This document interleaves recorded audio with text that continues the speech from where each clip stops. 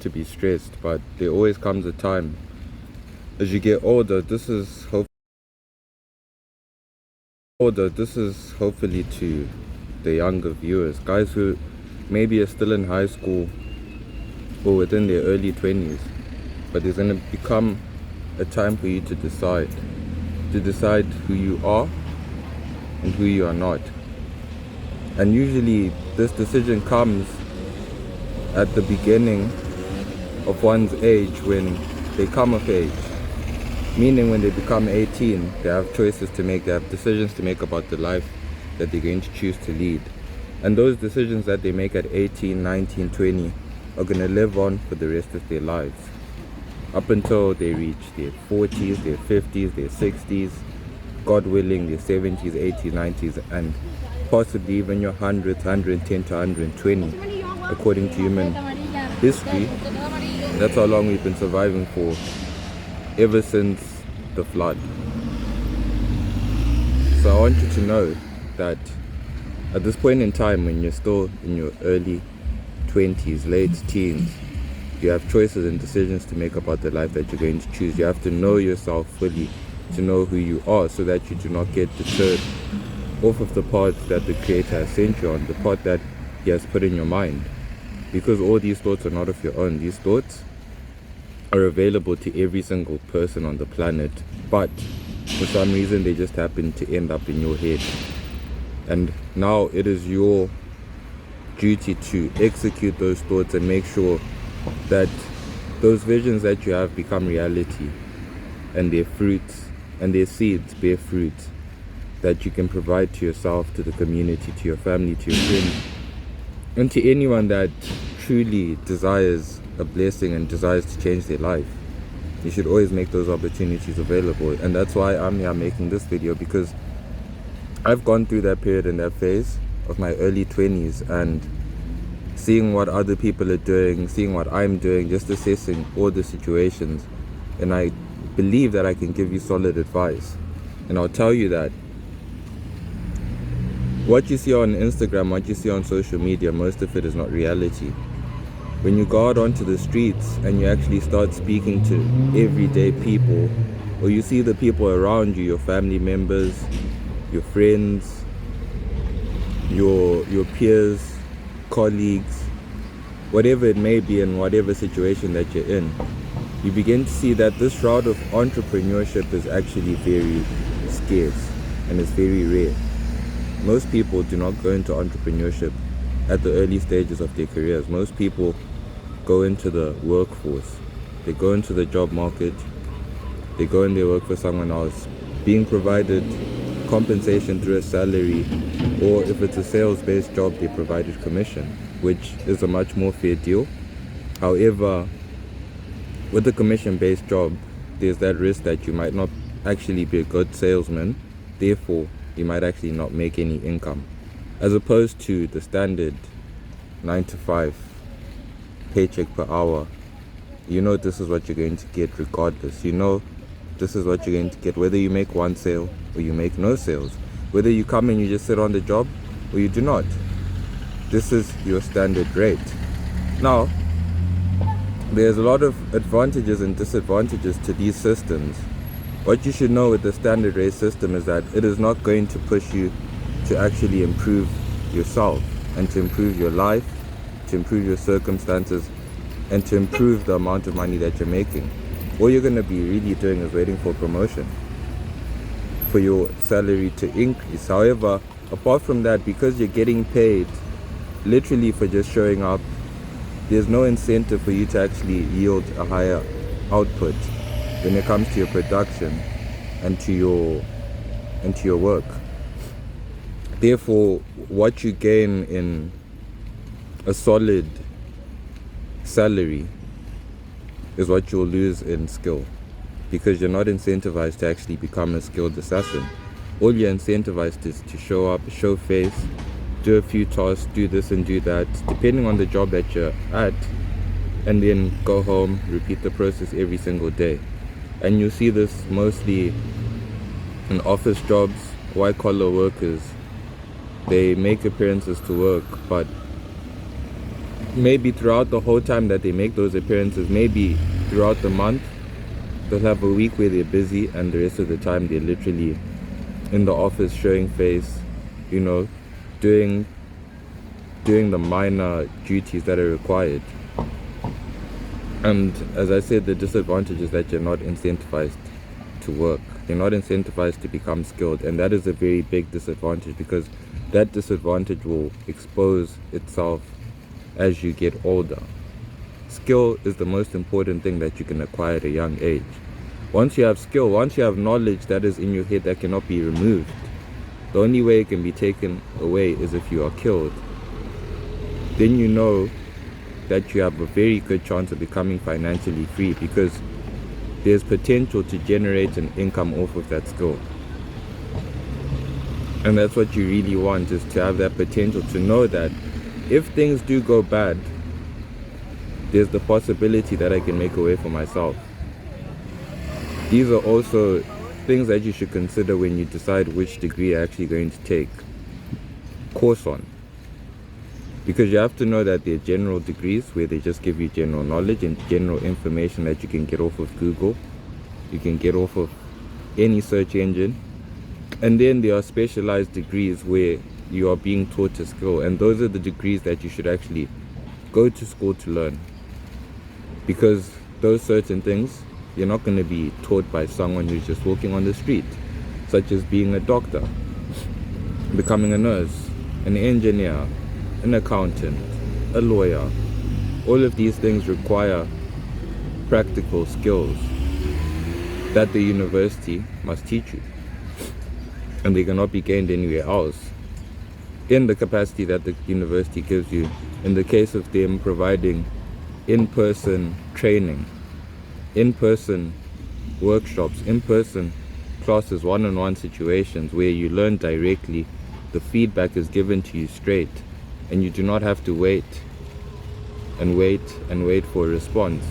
But you can literally just walk up to your professor and ask him, hey man, can you help me with this? Can you help me with this? Can you show me this? Can you show me that? And that's the advantage of that. Therefore, I'm not one to say that college is a scam, but I will say that if you're going to go through the path of university and college, it should be for something that is skill-based and not for you to acquire general knowledge. I believe that those who are there to acquire general knowledge are more there for the process of growing up and socializing amongst their peers in university. In the case that when they do leave, they've created a network and they can go and work for whatever company, most likely their parents.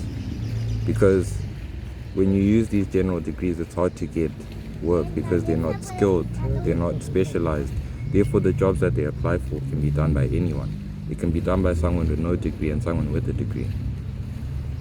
So you have choices, man. You have choices when you're a young man, choices that you have to make in life to decide which path are you going to take. And apart from going the university route, there is now the self-education route where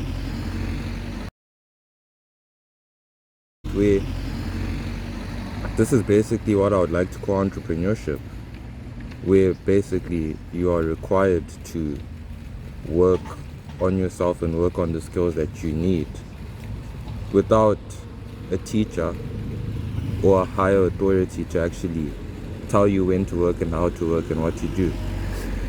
So this route provides more freedom. However, the path is less rigid. The path is less treaded on, meaning that you are probably the one creating the path as you move along.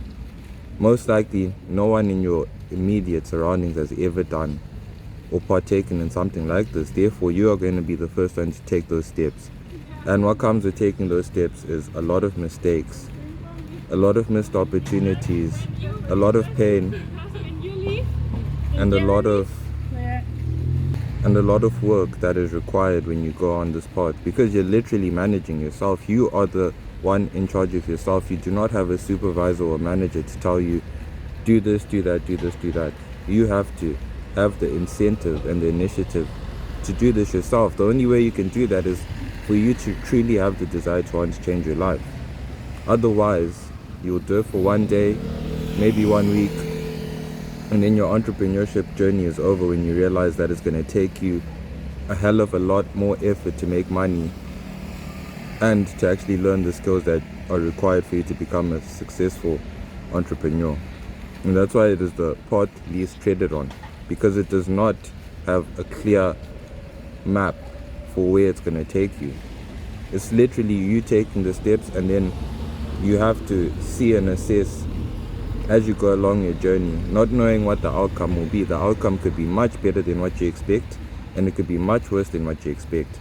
But because of that possibility, that's what makes this an exciting journey, an exciting path to take. However, know that where there are uncertainties, you have to work with probabilities, meaning that you have to put yourself in the best situation to possibly win, because there are no guarantees on the spot. And you literally have to be in a mind state where you've decided that if this does not work and death comes creeping, I will let the Grim Reaper take me, so be it. Because without that mentality, you will not last the race, you will not last the marathon. Because with entrepreneurship is a marathon. Being a business owner is a marathon. It's not a sprint. Going to the 9 to 5 part, that is a sprint. You run your quick race, you get your quick money. But on the path of being an entrepreneur, on the path of the marathon, it is not a sprint. You're going to run your race, you might make money at some point, you might lose your money, you might make more money, you might lose your money, but your paycheck is never going to be consistent. You're never going to have 10,000 coming in every single month. It'll be more like you might go 5 months without making any money. And then maybe in 1 month you make 50,000. In another month you make 20,000. You go another 3 months without seeing a dollar. Oh, that 3 months has just been extended by another 4 months without seeing a dollar. And then bam, your biggest payout, 100,000, straight into your account. But you see that for you to even see the first fruits, I would like to compare it to starting a fire. Starting a fire with no lighter, no matches. All you have are 2 sticks, and you're literally just rubbing them together. And you can't stop, man. Because you remember, you told yourself, this is it. It's either this or I die. So you can't stop. You just have to keep with the trees. You just have to keep rubbing the sticks together up until a spark finally comes through. And oh, you're finally starting to see a spark. Spark goes out. You spend the last 12 hours rubbing sticks together. You got a little bit of a spark, and the wind blew the spark away in literally 5 seconds. Now you have to start again, because as I said, you've committed fully. You've literally told yourself death or honor. Therefore, what you have to do, you have to get your sticks again, whether you like to or not. This is your life depending on it. You gotta rub them together. 8 hours goes. Your first sparks. Your second sign of sparks. Bam. For some reason the spark was just not strong enough. This time the wind did not even blow it. The spark literally just disintegrated on its own. You can't even explain it. Oh well. As I said, I've committed to this for life. Gonna rub my sticks. And you do not know when the first spark is gonna come. But when that first spark comes, it brings a few more sparks with it. Now you have a few more sparks. You now put your hay, your flint, your sticks, whatever's gonna keep the fire, whatever's gonna get the fire started. You put your sparks there. Now you start blowing. And slowly you watch the hay as it becomes a ball of fire. Next thing, you're placing your fire carefully into the wood that you have planned for. You put your fire there. Remember all this time, the fire can go out at any time and you'll start again. The fire can guard at any time. I just don't have time to show you all of that. But the fire can guard at any time and you're going to start again. But now you've placed your fire there, under the wood. Next thing, it's a big fire. Oh, it's now a fire that we can use to cook, to keep us warm. We can boil our water.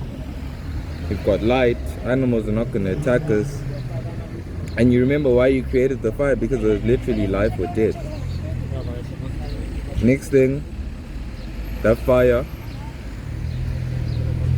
is hundreds of meters wide. That fire is now a signal, an icon, a beacon, so that the people who are out there can see you stranded on your island and you have one hell of a fire. But it's all started from a little spark that took hours, months, years for you to ignite that spark. But once you ignited that spark, you see how much fire is created, enough to destroy the whole entire island that you have been isolated on for so long. And that is the power of entrepreneurship. That is the power that it can wield to those who are persistent enough to chase, grab, and keep a hold of the success that comes with uncertain outcomes. What might start as a small spark can become a blaze of glory, and you are not capped. However, you should know that your life is at stake, and if you do not complete the task in due time, that is it. That is your life, mate. And those are the consequences that you're going to have to accept to trade your own path. The fruit will be sweeter, the fruit will be juicier. Not just based off of the fact that it's going to be of a better quality, but also because it took so long and it was so difficult for you to get it, it's going to taste that much sweeter. But you might never see that fruit, brother. You might never see that fruit, and that is the difference. That is why people decide to go on the path that they decide. It's all about your risk tolerance. It's all about what you are willing to go through. How much pain can you take before you fold? Truly, I believe that as a young person, especially a young man, as long as you have no familiar responsibilities, then you are obligated to go on the path of entrepreneurship. Up until you decide, man, maybe this is not working, let me go start my family, whatnot, then go work, man. I'll never look at a working man who has a family. I'll never look down upon a working man who has a family, because I know why he's going to that job. I know why he's trying to provide. He's not trying to provide for his lifestyle, he's trying to provide for the lifestyle of those around him. It's very important, man, to understand these concepts when you're at a young age. If someone can tell you this before you get to your late teens, then you know at 14, 15, you know that you have to start preparing for life, man. You have to start preparing. I know most people's parents will not let them and will not tell them the reality of life, that the shit gets difficult and the shit gets hard. But it's only hard because you never had time to prepare. Once you have time to prepare, if you're a young person, 14, 15, you still have years on end. Concentrate on your school, but don't forget that apart from school, there's life. And life is a much more brutal thing. You know, school, you just get kicked out of school and you just won't go to school. But with life, it's literally you live or you die. It's literally you bring about your own tribe, your own people. Or are you already done? let's go.